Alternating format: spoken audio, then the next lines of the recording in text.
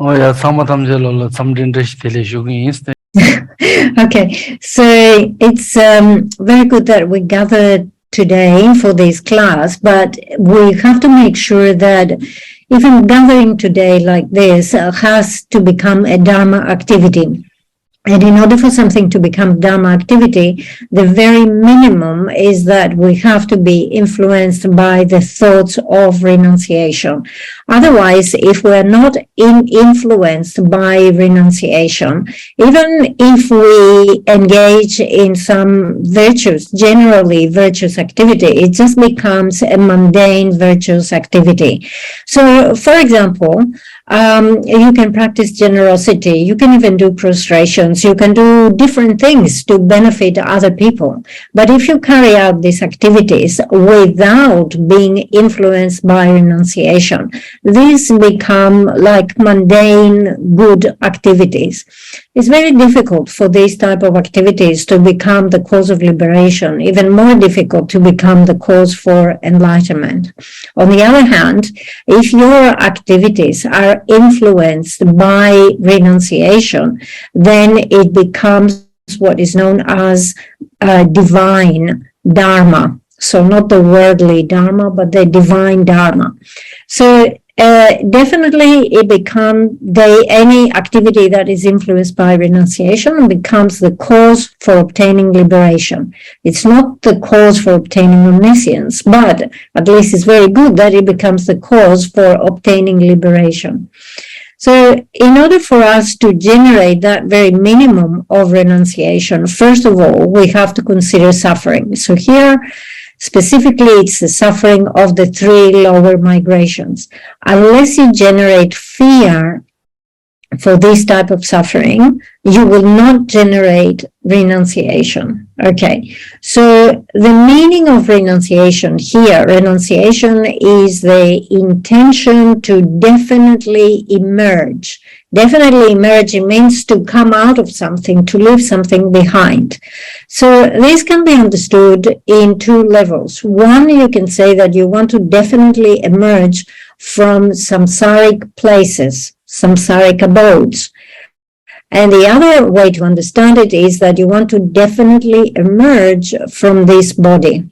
Actually, our body, the type of body that we have taken, is a contaminated, appropriated body. Because it is contaminated, it becomes the source for continuous suffering. So you can say, we say that samsara is actually this very body that we have. So when we talk about renunciation, we talk about the intention to definitely emerge from this type of body. So, as we say, if you are influenced by the thought of renunciation, your activities become the cause for obtaining liberation. However, if you ask yourself, honestly, what are my chances of obtaining the state of liberation? This is something which is very hard to achieve. And in our state, we are completely filled with attachment, with hatred, with pride, with all sorts of afflictions, right? To obtain liberation, the beings who obtain liberations become arhats. Arhats are the four destroyers. Even the name indicates that they have destroyed afflictions. It means they have completely eradicated their anger. They have eradicated the hatred. They have eradicated every affliction there is. We are full of afflictions. Like, how are we going to obtain the state of liberation, right? It seems very difficult, right? So the thing, then we're looking at the alternative and we say, okay, but if I don't obtain the state of liberation, what is there for me, right? What is the future for me? And you can see that there is a real danger of falling into the three lower migrations. And this is really something which is very scary, all right? So you say, by any means whatsoever, I must do whatever it takes in my next rebirth to avoid falling in any of the three lower migrations. I must make sure that I get a good rebirth, either as a human, as a god. if I fall into an animal rebirth, if I fall into a hungry ghost rebirth, if I fall in the hells, that's it, I'm finished. It's end of the game. Why? Because it's extremely hard to even come out of those particular states. Because once you obtain that type of physical basis, like the body of the animal, the body of the hungry ghost, the body of the hell being, it is impossible to practice Dharma on the basis of that existence. Now, this type of rebirth are described as the states where you have no opportunity, no freedom, no opportunity to practice Dharma. And at the same time, we have great affiliation with everything that is negative. So what are we going to do once we obtain rebirth in those lower states? We're going to engage negativity again and again and again, which means we're going to go deeper and deeper into samsara. We're going to get worse and worse. We're not going to improve once we fall in there. All right. Okay. So once you consider this, you feel you have a real sense of fright that you might fall in there. So you say, come what may, I must get a higher rebirth. So then you ask, okay, what does it take to obtain this higher rebirth? And then you understand, I need to have the ethics. I need to have morality. Okay. To get a higher rebirth. Okay, so now we're talking about ethics, morality, vows. I guess what says, in the case of lay people, you do not have the vows of ordination. You don't have Gelong vows, you don't have Getsu vows.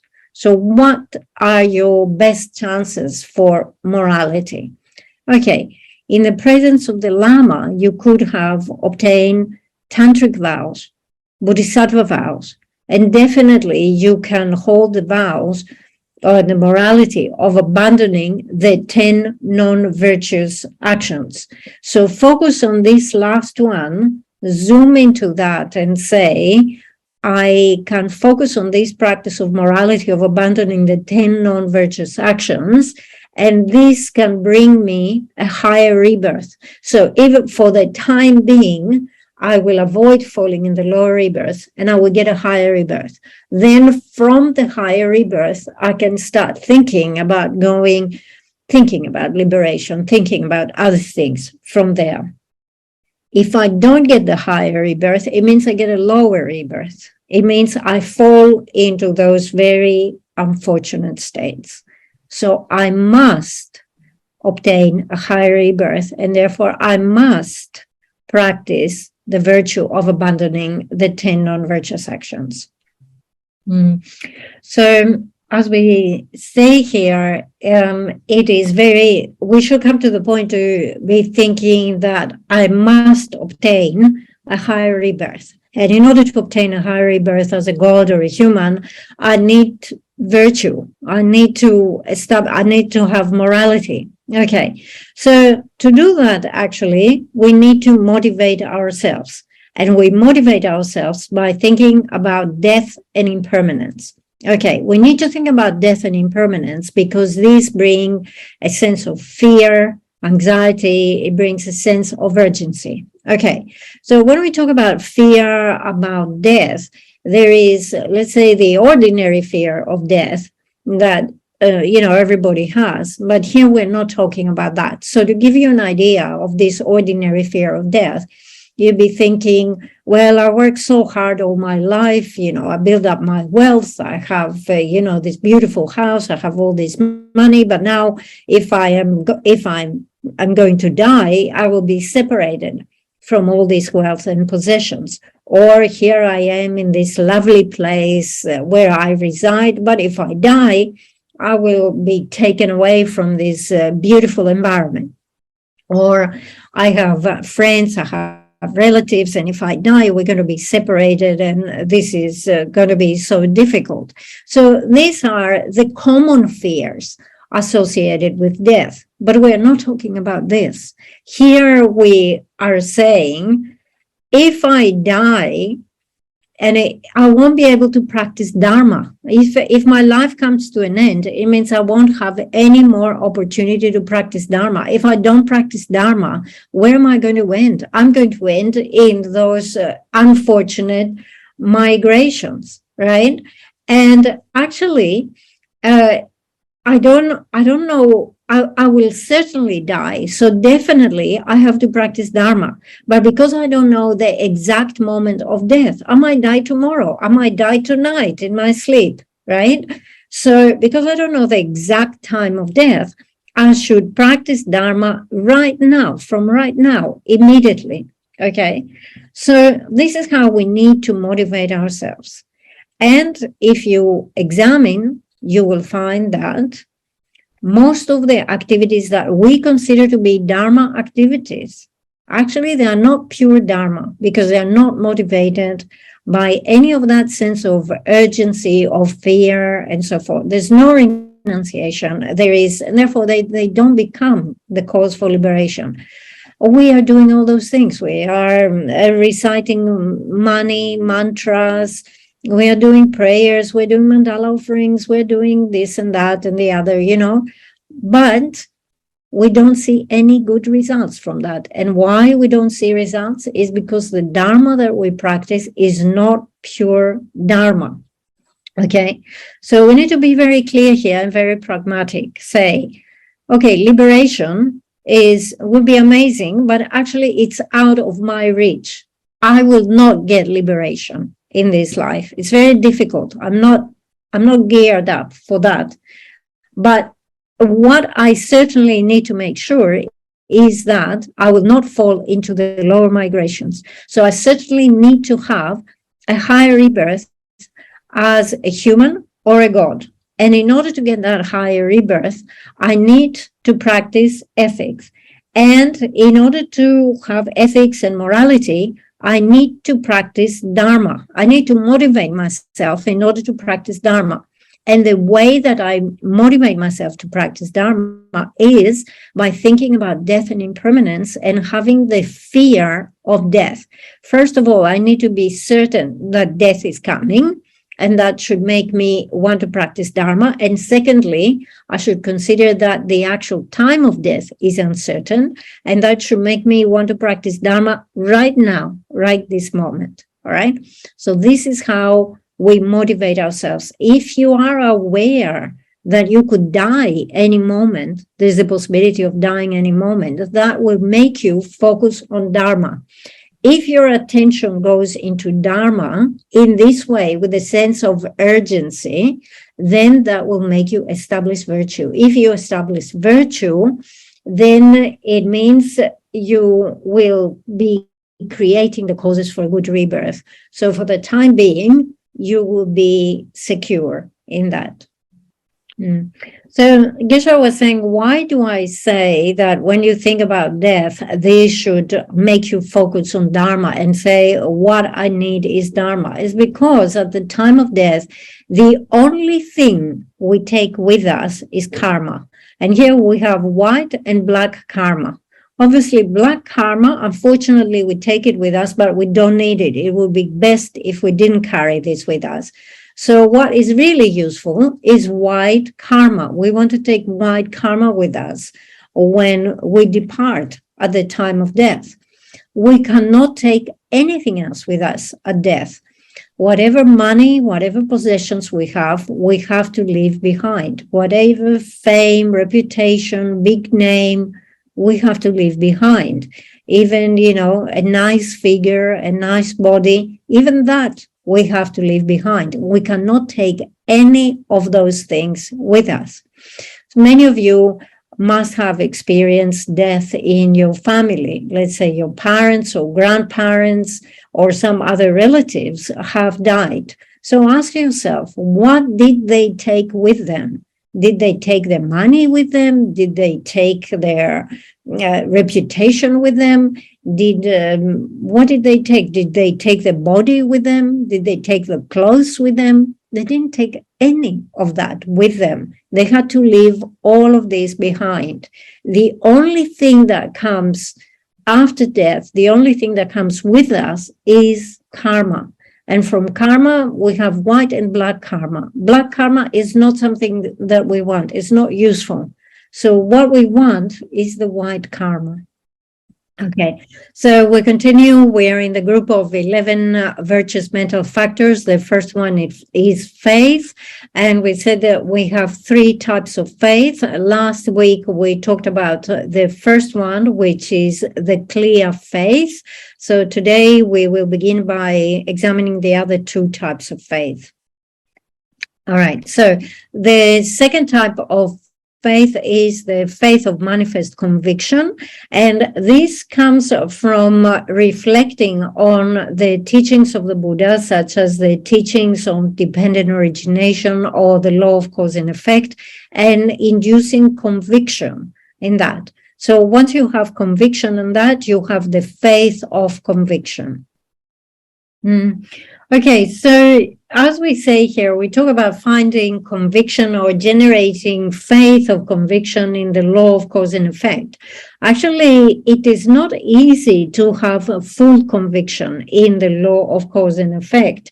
But if you have that type of conviction, that would certainly make you modify your behavior, because you will have the certainty that out of certain type of activities, there will be negative maturational results.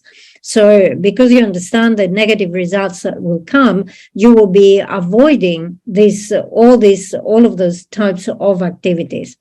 What is the reason that makes us think that we have an opportunity to act in a way that is unethical when there is no one, there are no witnesses around, all right? So there's no one around, so perhaps I can steal, or perhaps I can tell a lie because no one will find out about it. The reason why we do this is because we are not convinced about the law of cause and effect. It is very difficult to understand the law of cause and effect in all its subtlety. Only the Buddha understands this in full detail. We can only understand it on a gross level. However, even that understanding has a restrain effect on us and therefore is very beneficial. So what is the best way for us to develop some understanding and some faith in the law of cause and effect? Well, there are those stories that are the previous stories of the lives of the Buddha, such as, for example, the Jataka tales, right? So they contain, the Jataka tales contain 100 stories.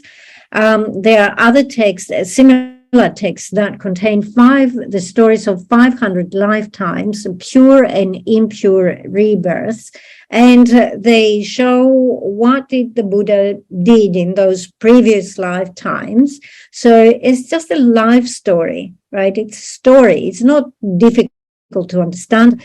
The terminology is straightforward. So there is a presentation of a story, and then, of course, in there is explanation about the law of cause and effect. So because, someone did this, and then the result was that. Okay, so there are life stories that are combined with an illustration of the results that come out of particular actions. So Geshe was saying that Jataka tales definitely are translated into English, and other similar texts are translated into English. And so Geshe says, I would certainly encourage you all to read those stories, because reading these stories make a big difference in terms of your conviction in the law of cause and effect. And once you read those stories, you will find that you restrained yourself. There's certain type of activities where perhaps you are about to do, and then you say, oh no, I better not do this. It's similar to what happened to this story. There will be bad results coming from this. So Geshe says, I expect you to go get the book and read the stories. The third type of faith is called the faith of capability. Capability here refers to what is capable or what is possible to achieve in the future.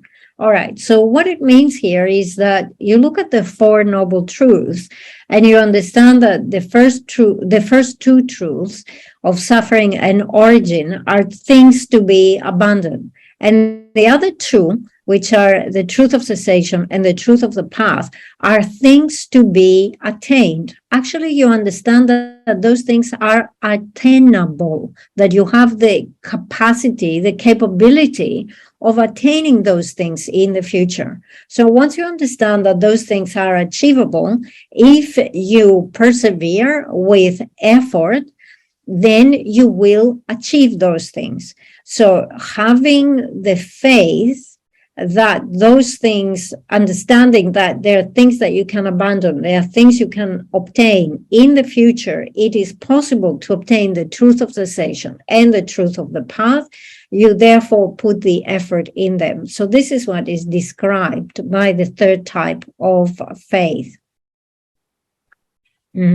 So another way of describing here the faith of capability is to first of all understand that negativity is something that must be abandoned, and I can abandon it. And if I abandon this, I will progress to better and better states, and I will reach the state of Buddhahood. I certainly want to reach the state of Buddhahood, and therefore I'm going to progress in this way. So having that, seeing, you can almost see it unfolding in front of you, and you have this strong faith that says, I want to reach the state of Buddhahood, and I know how I will get there, so I will do this. So, for example, still explaining this, anything that you might abandon, any negative thing that you abandon, you obtain an abandonment. So you obtain some sort of purity of abandonment, right? For example, maybe you observe someone else who has managed to cut off a bad habit, or they manage to abandon some sort of negative behavior and so forth. And you look at them and you say, oh, I like what they have achieved. There is goodness once you remove this negativity. And then you say, I want this as well. I will get this. Okay, so definitely this is the type of faith of capability. We can also see it in a mundane example. So the faith of capability is something that you can apply it in many situations. So let's take smoking, for example, right? And so there comes a point in your life where you think, smoking is no good. I know that it damages my lungs. And I know that it's like, it smells so bad. Everybody around me, they can smell it in my breath, in my clothes. It smells so bad when I'm smoking. So I will stop it. And when I stop it, I will achieve this goodness that comes from giving up smoking, isn't it? My lungs will benefit, my health will benefit, there won't be this horrible smell around me and so forth. But you can apply it to many things. For example, drinking alcohol, as we say, smoking. It could be dice or any other types of gambling, or, fooling other people, cheating other people, and so forth, right?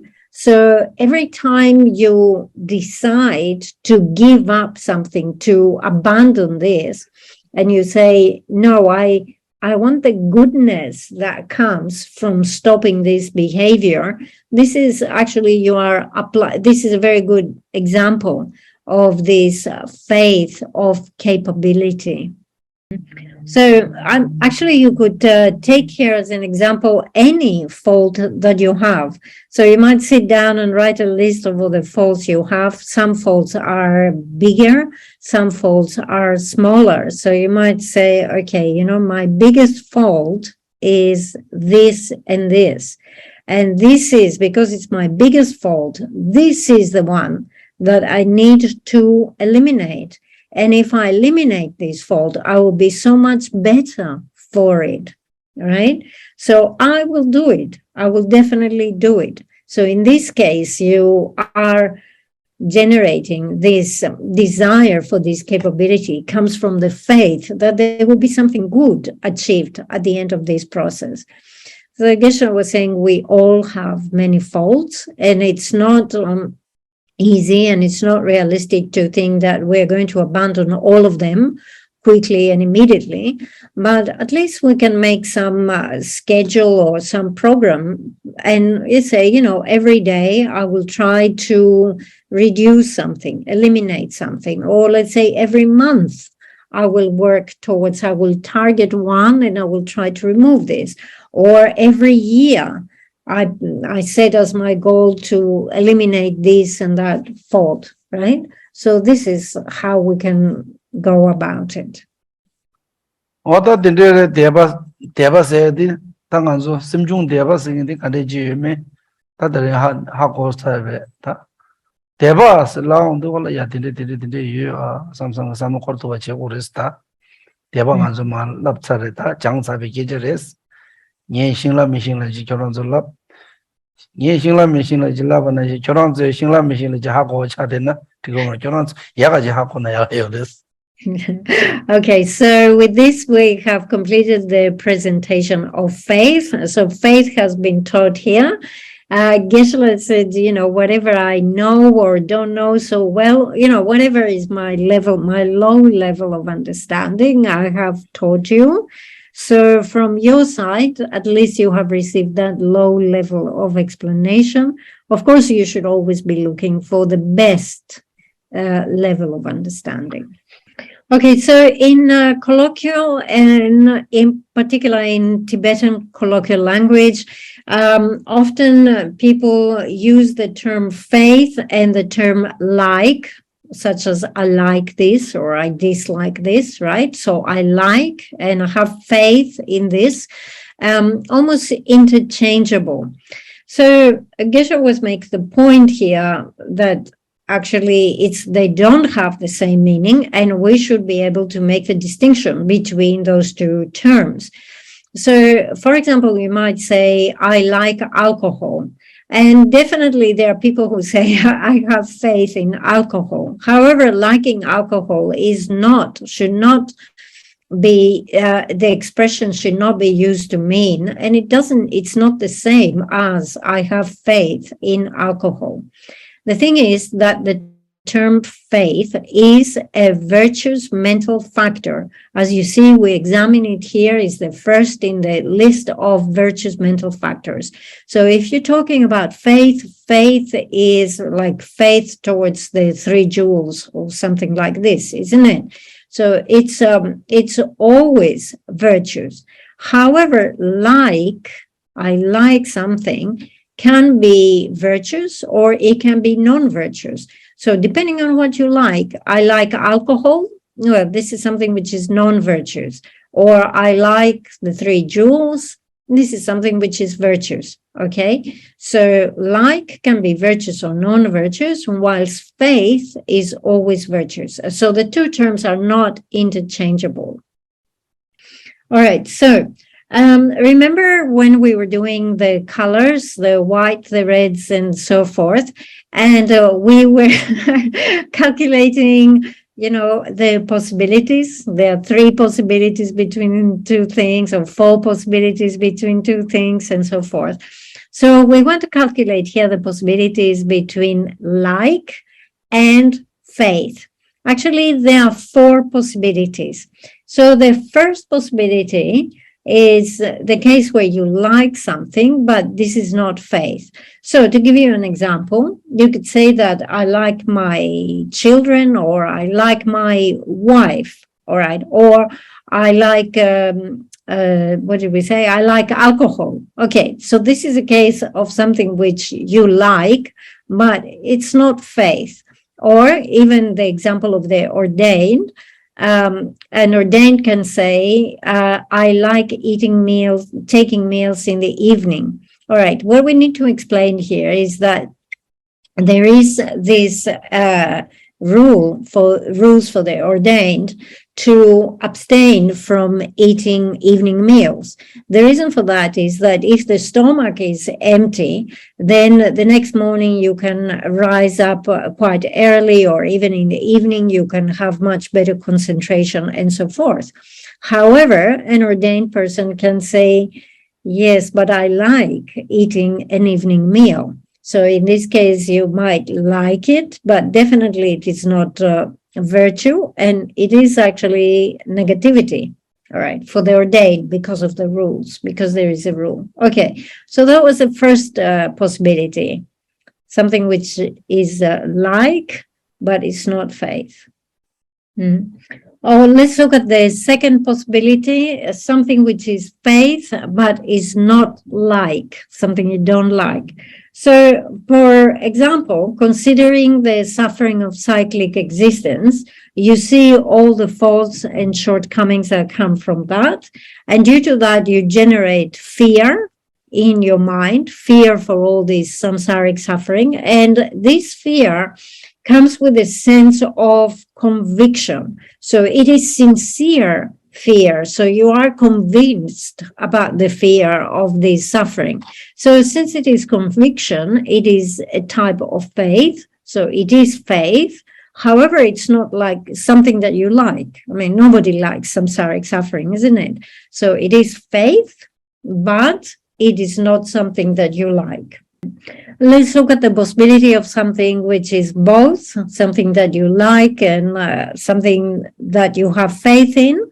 So when you consider the qualities of your teacher, or when you consider the qualities of the three jewels, or the benefit of certain activities and so forth, beneficial virtuous activities, definitely you have joy in that, like you like it. These are things that you like, but also you have faith at the same time. So it's both liking and having faith in those things. Oh, yeah. Okay, so let's give now an example of something which is neither. We can say anger. Some people get angry immediately. Some people get angry 3 times a day and so forth. So anger is something which is non-virtuous, right? So it's not something that you like. And also it's not something which is faith. As we say, it is non-virtuous. Okay, another thing that we want to examine is whether liking someone and having respect for that person are the same thing. So, for example, you say, I like this person, I have respect for that person. Okay, so in colloquial language, or everyday language, you could say they're almost the same. However, strictly speaking, they are not exactly the same.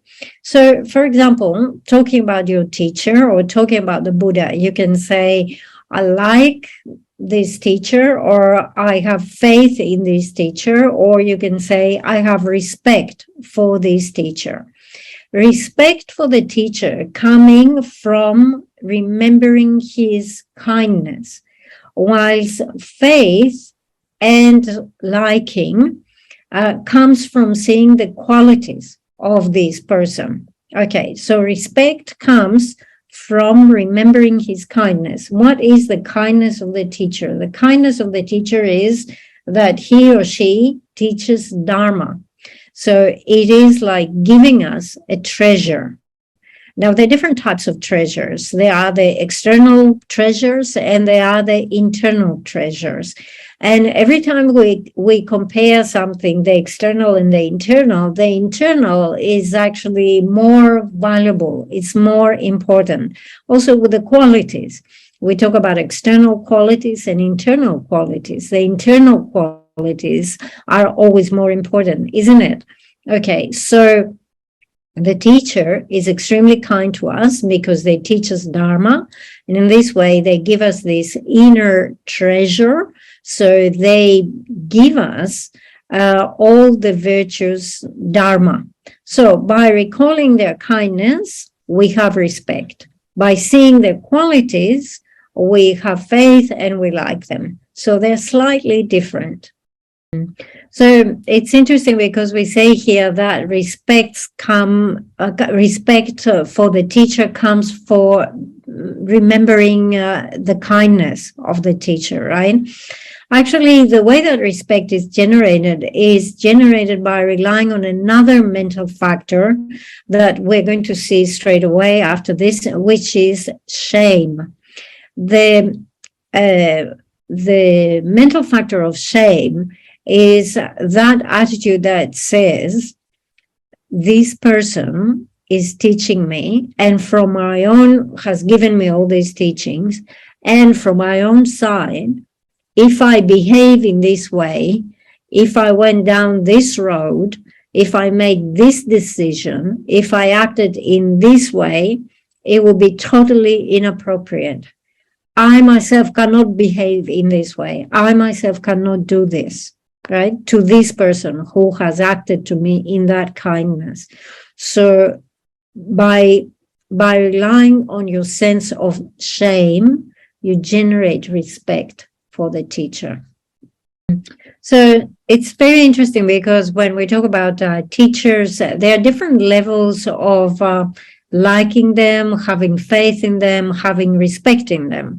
So you might have an average level, let's say, of faith, or average level of liking, or you can have extreme faith in them, very strong respect for them, and so forth, and everything in between. All of those things are possible. So it's very interesting to see what Lama Tsongkhapa says about faith. So he says faith is generated based on having studied the scriptures, and from your own side, from the bottom of your heart, you have the thought, thinking, I must practice, and therefore I must rely on a teacher. So the way that Lama Tsongkhapa describes it indicates that unless you actually have done some study, because it says by relying on the scriptures, right? So you must have studied the Buddhist texts. And once you study, the more you study the text, the more you will appreciate the teacher, and you will generate faith in the teacher. So it is important for all of us to study, and that will increase our faith. So the thing is that in order to have stable and irreversible faith, we need to expose ourselves to the teachings. We must go and listen and reflect on the teachings. We must rely on the teachings. The level of faith that we currently have is a very superficial faith. In a sense, you can say, you know, we just bow the head down and we close our eyes and we say, yes, I have faith to this Lama. And then the next thing happens is that the Lama perhaps says something, makes a comment that we disagree with, and immediately we see fault. And as soon as we see the fault, we lose our faith and we criticize the Lama. And we say, that's not a good Lama. They don't know. We like listen to what they said. Look at this mistake. Look at this fault, and so forth. The thing is, from our side, we always have the tendency of seeing faults. We are going out there looking for faults, and we see faults. We identify faults, right? And as soon as we see the fault, even if, let's say, the Lama has used a wrong word during the teachings, like a wrong choice of word, or they might actually have made a comment that we have found offensive, right? Which is more than just one wrong word, and so forth. So immediately we're very easy to criticize and turn our back to the Lama and say, oh, you know, I've lost my faith. I have no respect now for this Lama, and so forth. But we don't take into consideration what is the role of the Lama and how we only need to take the best, keep the best within us. And also we need to work through purifying our negativities and our obscurations, right? So our faith will not become stable until we rely on the teachings. Okay, so Lama Tsongkhapa actually describes this by saying, these days, they are foolish people who are beggars in terms of merit and intelligence. So he's describing the average person, right?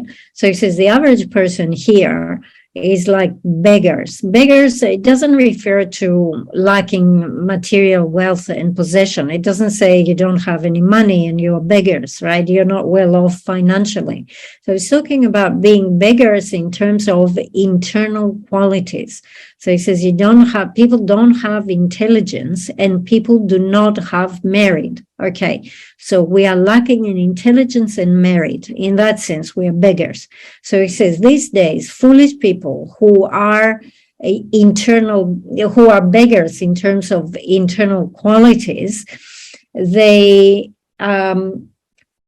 run away when the teacher gives accurate instruction, the same way that the snakes disappear when you apply the smell from the gland of the deers. Okay, so this is the analogy here.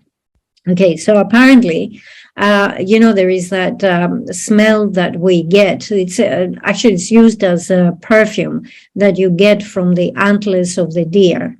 So it is said that if you apply that oil, that smell, in an area, the snakes will run away. Okay, they will avoid this area.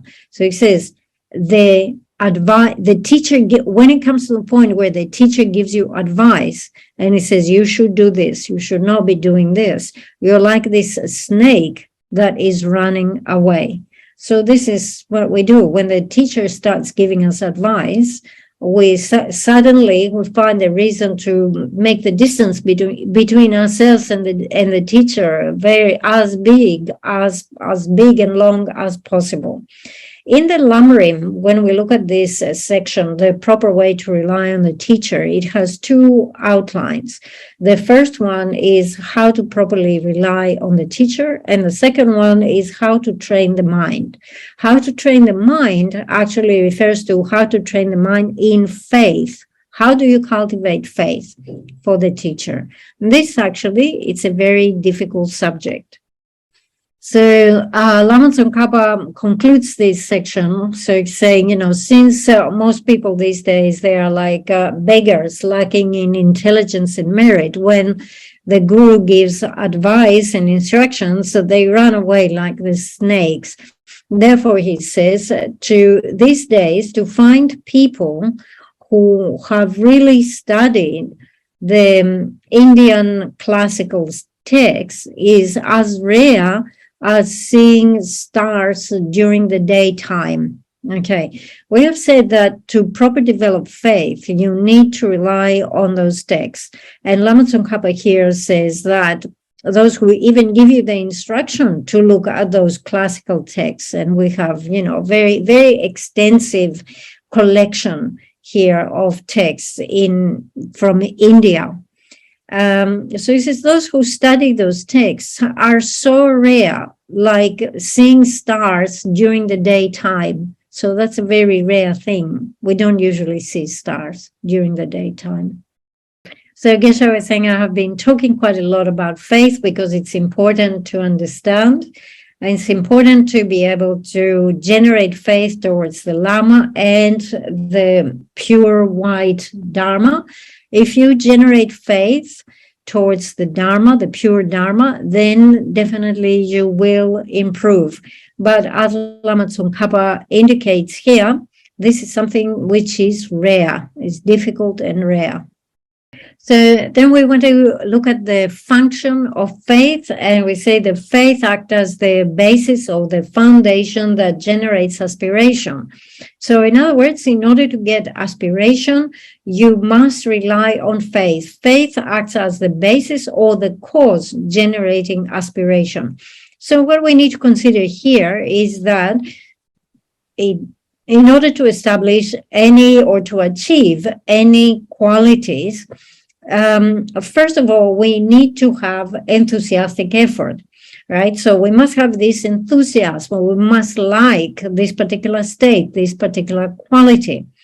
But in order to have enthusiastic effort prior to that, we must have the aspiration that is seeking to establish this. And this aspiration, seeking to establish it, is something that comes from the faith that sees qualities in it. So as you can see here, we have a number of other mental factors, and you can see the sequence of events. First of all, you have faith by seeing the qualities. So this faith that sees the qualities gives rise to aspiration that seeks to establish it. And this aspiration gives rise to enthusiastic effort that is so enthusiastic in achieving it. And this is how we achieve any goals, any qualities that we want to obtain. 대바 대례 종길存在달리 측제디 제일 드시 중요하래 예래야 시자인 바디 도당된주 강가라야 ngakbashira 주요르 대바디 연된 탐지 시자를 송로나. So you can see here we are talking a lot about faith because the role of faith is very important. And as the Buddha has said, in all the teaching, in all the original sutras of the teachings and all the treatises that are commentaries explaining the intention of the original teachings, faith is everywhere praised as the foundation of all the qualities. All right, so we say that faith is praised everywhere as being the foundation of qualities, of all the good qualities. So if we look at this particular sutra, it says faith must come first, like the mother, and it will guard and increase all qualities. So it indicates that first it comes before the qualities. So like the mother, so the lady who will become the mother pre-exists the child, isn't it? It must come first. So similarly, faith, like the mother, must come first. And it will not only guard the qualities, but it will also increase them. It will eliminate doubt and it will overcome the 4 floods of the rivers. Okay. So where it says it will eliminate any doubt, so the doubt here refers to incompatible states. Because if you have faith, like you set your goals and you know that you can achieve these virtuous goals that you have, right? So you will overcome any doubt and you will definitely direct yourself towards the side of virtue. And also it says here, it will overcome the 4 flooding rivers. So the 4 rivers here are the river of desire, the river of hatred, the river of confusion, and the river of wrong views. They're called rivers because when the rivers overflow, if you find yourself in that strong current, you are totally helpless. So the power of the water and the currents, they just carry you around. And it's there an analogy to show how like our desire or our hatred, our ignorance or our wrong views, they just carry us uncontrollably within cyclic existence. But if you have faith, since you will be establishing virtue, you will be going on the side of virtue, through the power of virtue, you will be overcoming and eliminating the danger of being carried away from these afflictions and desire and wrong views. Yes. So the sutra, that passage in the sutra continues by saying, faith is like the city that represents every virtue and everything that is wholesome.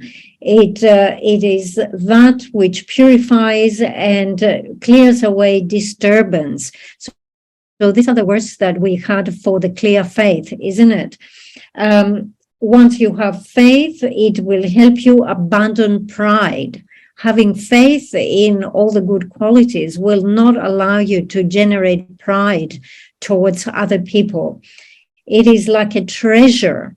So the treasure is from where we can derive an abundance of everything that we want, because all the good qualities will be developed out of faith.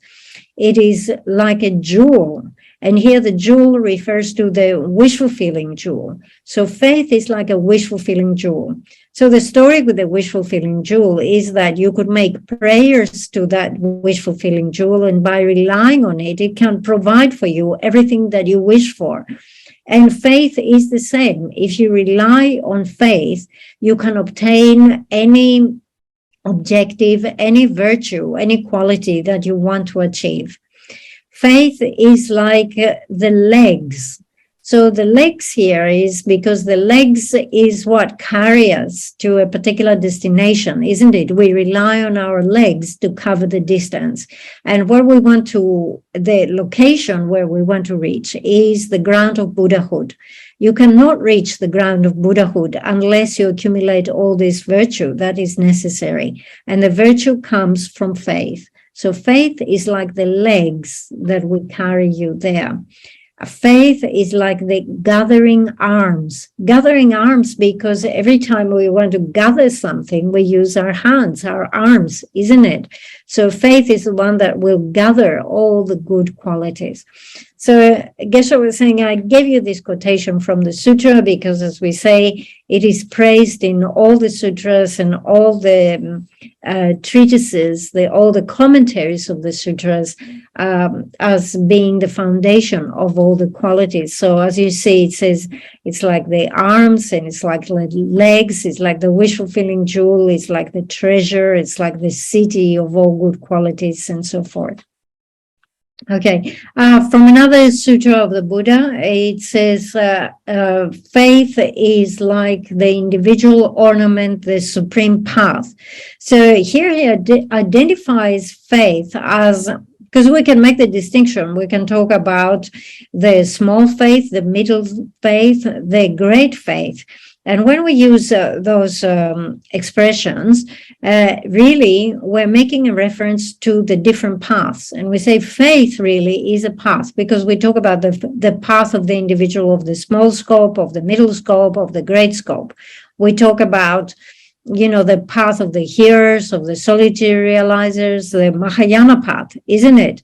But what we need to understand is that whatever is the way of thinking of the person who follows the hearer path, this way of thinking actually does not apply to the individual of the solitary realizer path or the Mahayana path, or whatever is the way of thinking of the individual of the Mahayana path.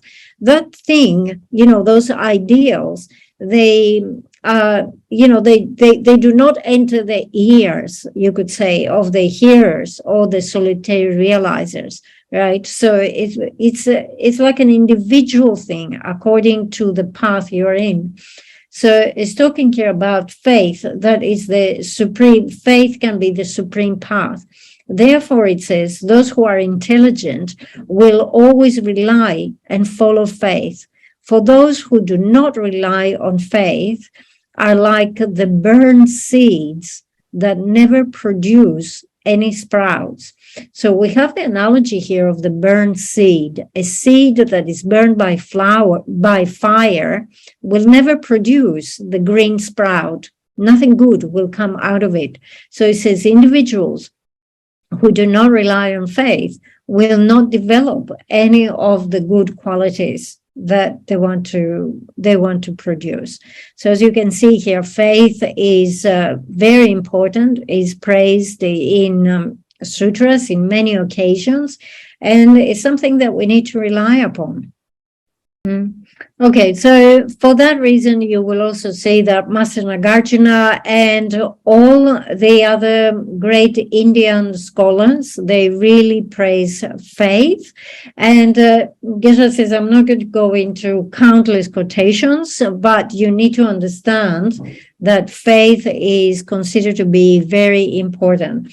Actually, Lama Tsongkhapa in Lamrim Chenmo summarizes, if you want, how important faith is. And he says, from all the teachings, all the explanations and the various passages that we have from the Buddha and the classical texts, the important thing to see is in the outlines of Lamrim, of the exposition, the great exposition to the stages of the path, which is how to recognize or how to train in faith that is the root, and how to train the mind to cultivate qualities from that. So you can see, because faith is so important, we should make the effort and be very careful when generating faith towards the Lama. It should be correct faith, and actually to come to the opposite of having reversing or losing our faith for the Lama is something which is a very grave mistake. It leads to negativities. It will take us backwards, and we will not develop qualities. So it's very important to be very careful when generating faith. Geshe says this is a very important issue. However, it is not here in this class. That's not the occasion to discuss it. But you can see we talked so much about faith. Anyway, we will continue to number 2 in our list, because we do have to go through the list. Number 2 is shame. Okay, so we continue with the next one, shame, the mental factor of shame. So what is shame? Shame is a sense of decency, or you could say shyness, for one's own sake due to committing offensive acts. All right. So offensive acts here are mistaken types of behavior, wrong behavior. You can have offensive acts of the body, of the speech, of the mind. So every time you make like the wrong choice, right? You do the wrong thing, or you say something negative, or you think something negative, you think something bad, you are engaging in an offensive act. So it says for one's own sake, so thinking, I will not do this thing, right? So you shy away from it. You have a sense of decency, thinking, I would never say this. I would never do this. I would not think this. Okay. So this is the sense of shame. All right. So it functions to support proper restrain from negative actions. All right. So all these offensive activities, as we say, they are negative actions. But if you have that sense of shame, you say, I will not do this. So when you say, I'm not doing this, you are refraining yourself, right? It's almost like a vow, or you make a commitment, or you restrict yourself and you say, I would never do this thing. Okay. So who makes you restrain from these negative actions is a sense of shame. Actually, if you don't have a sense of shame, you go ahead and you engage in all those negative, offensive activities. So when we describe what is shame, we say that is shying away for one's own sake in terms of committing offensive acts. So this expression here, to shy away means you put a distance between yourself and that thing. That's like you avoid that thing, right? Oh, I'm not going there. I'm not doing this. I'm not saying that. All right. So as we say here, it is for one's own sake, meaning it's mainly you're doing it for yourself. You say, I don't want to do this thing because if I did this, my guru would be disappointed, or my protector would be disappointed. Sometimes you find people interpret this word disappointed as being angry. So actually the guru, because is the Buddha, can never be angry. The same thing with, let's say, your protector. The protector is not angry with you. However, the guru or the protector might show the aspect the wrathful aspect towards you, or the aspect of being angry towards you, what happens is they don't approve. Like, there's like, why are you behaving in this way? They don't approve. They are disappointed. When they're disappointed with us, we lose out, right? This is a loss for us. So thinking primarily about myself, I say, this is not my business. I will not do this. I will stop this behavior. I'm not going down this path, because if I were to do it, I will be the one who would lose out, right? So I don't want to have this. Therefore, I am not doing it. Okay, we stop here for today. We're out of time.